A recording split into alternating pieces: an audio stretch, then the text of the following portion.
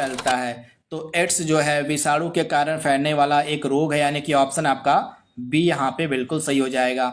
और एड्स विषाणु में क्या होता है, तो एड्स का जो वायरस होता है, एड्स का जो विषाणु होता है उसमें आरएनए प्लस प्रोटीन होता है। क्या होता है उसमें? आरएनए प्लस प्रोटीन देखने को मिलता है। तो आप लोग याद रखिएगा।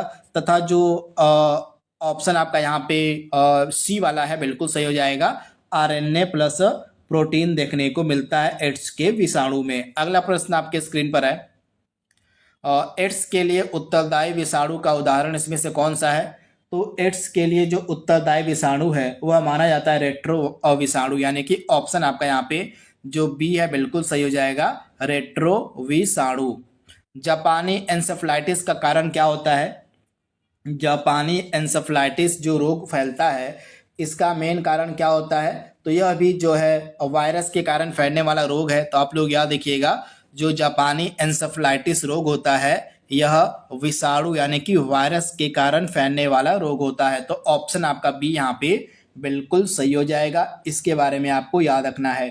तथा यह जो जापानी इंसेफ्लाइटिस बीमारी है इसके लिए जिम्मेदार जो मच्छर है वह किस प्रजाति का होता है? तो क्यूलेक्स प्रजाति का जो मच्छर होता है, आप लोग याद रखिएगा, क्यूलेक्स प्रजाति के मच्छर जो होते हैं ये इस बीमारी के लिए जिम्मेदार माने जाते हैं। अगर क्यूलेक्स प्रजाति के मच्छर किसी व्यक्ति को काट लेते हैं तो उस व्यक्ति को जो है जापानी इंसेफ्लाइटिस नामक बीमारी हो जाती है। तथा यह जो रोग है सुअरों के माध्यम से भी फैलता है। जो जापानी इंसेफ्लाइटिस रोग है यह सुअरों के माध्यम से भी फैलता है। तो ये फैक्ट आप याद रखिएगा। अगला प्रश्न आपके स्क्रीन पर है, खसरा की बीमारी किसके कारण होती है? खसरा जो है किसके कारण होने वाला रोग है? तो खसरा जो है वायरस से होने वाली एक बीमारी है। तो राइट आंसर क्या हो जाएगा? वायरस। ऑप्शन आपका यहाँ पे जो ए है बिल्कुल सही हो जाएगा। दोस्तों अगर आपको यह वीडियो पसंद आ रहा हो, जो आज का हमारा टॉपिक है रोग का, तो इस वीडियो को आप अपने दोस्तों के बीच शेयर कर सकते हैं। जिन दोस्तों की परीक्षा ग्रुप डी की है उनके मध्य हमारे इस क्लास को आप शेयर जरूर कर दीजिएगा। इम्यूनोलॉजी का जनक किसे कहा जाता है? इम्यूनोलॉजी का जनक किसे हम कहते हैं? तो एडवर्ड जेनर का। आप लोग याद रखिएगा, एडवर्ड जेनर को जो है इम्यूनोलॉजी का जनक माना जाता है। एडवर्ड जेनर के द्वारा ही चेचक के टीके का आविष्कार किया गया था। तो ये फैक्ट आप याद रखिएगा, चेचक के टीके का जो आविष्कार है यह एडवर्ड जेनर ने ही किया था। 17वां प्रश्न आपके स्क्रीन पर है, रानीखेत बीमारी का संबंध किससे है? तो जो रानीखेत बीमारी है यह जो है मुर्गियों में होने वाली बीमारी है। तो ये फैक्ट आप याद रखिएगा, मुर्गियों में होने वाली यह एक प्रमुख बीमारी है। ये फैक्ट आप याद रखिएगा। राइट आंसर क्या हो जाएगा? ऑप्शन आपका यहाँ पे ए जो है बिल्कुल सही हो जाएगा। मुर्गियों में यह बीमारी देखने को मिलती है। तथा यह बीमारी भी विषाणु जन्य होती है। इसे भी आप याद रखिएगा, मुर्गियों में यह जो बीमारी फैलती है रानीखेत बीमारी, यह बीमारी भी विषाणु जन्य होती है। तो ये फैक्ट आप याद रखिएगा। विश्व से चेचक का उन्मूलन जो है घोषित कब किया गया था?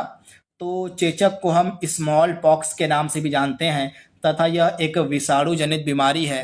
तथा इसको जो है विश्व स्वास्थ्य संगठन द्वारा 1980 में घोषित कर दिया गया था कि यह जो बीमारी पूरे विश्व से खत्म हो चुकी है। तो राइट आंसर क्या हो जाएगा? 1980 में जो है इसका उन्मूलन घोषित कर दिया गया था। किसके द्वारा? तो WHO के द्वारा। तो ये फैक्ट आप याद रखिएगा।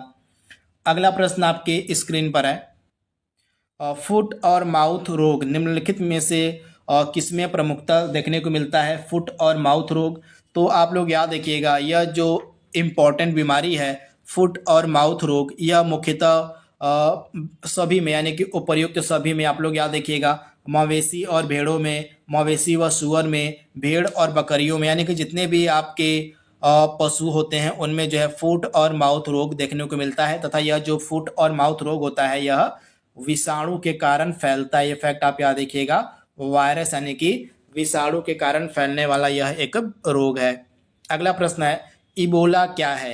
इबोला जो है क्या है आपसे पूछा गया है। तो यह एक प्राण घातक वायरस है। क्या है? तो यह एक प्राण घातक वायरस है। ऑप्शन बी आपका सही हो जाएगा।